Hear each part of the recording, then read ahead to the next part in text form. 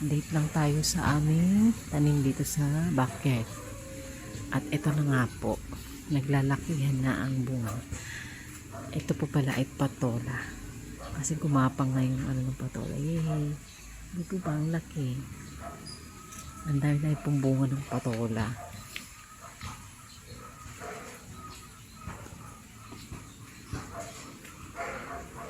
Ito po.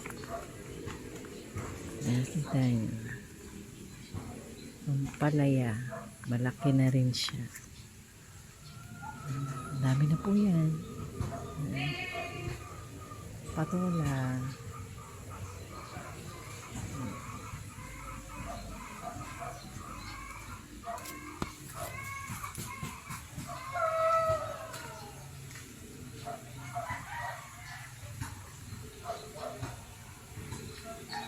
Tapos yung saging po, ayun.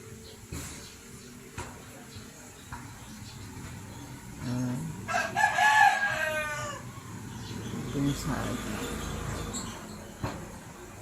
Saka mga patola. Ang dami pong bunga ng patola. Patola po tuloy ako. Patola. Pero ano, yung ampalaya, yan.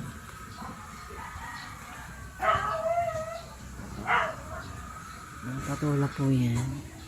Ang palaya po yan nakabalot. Tapos patola po mga open lang sila. Hindi naman kailang balutin yung patola. Yan po. Pero ano, hindi pa po ako nakapagwalis ngayon. Kasi nag-ilang araw naman po ulang. Check lang tayo ng bunga. Kanina nag-harvest kami ng atis. Medyo malamok, kailangan na naman magpausok. Yan. Yan po talaga. Mga ilang araw, harvest na rin siguro next week. Naka-harvest kami sa aming atis. Again, yung una, 2 lang ata yung nakuha ko ngayon, 6. At hinog na po karamihan sa kanila. Yeah. Yay. Ito nga po may crack na kasi hinog na siya. Buti nga po nakuha namin agad kasi yung mga bird favorite din to. Yay. Another harvest, another blessing sa aming mga tanim sa backyard. Ito mga bukas siguro. Pahinot na rin ito. Hindi siya ganun kalalaki, pero talagang maliit pa lang nahihinog na siya. Ito po ang kakain ko.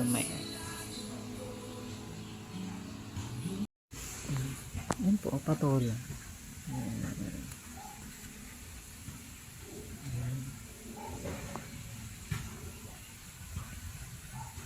Yung patola talaga, kahit hindi na siya balutin.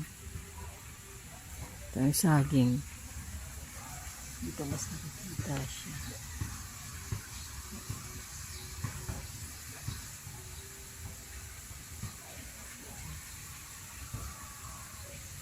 Ito yung saging.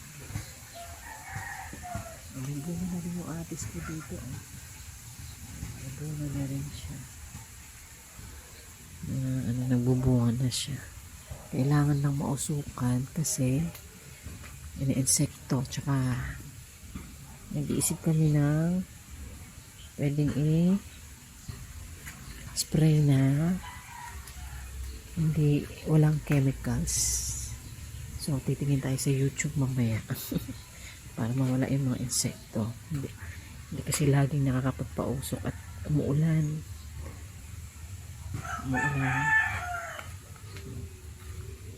Tuloy din naman ng mga palaya, namumulakot sila. Yan. Yan lang po muna.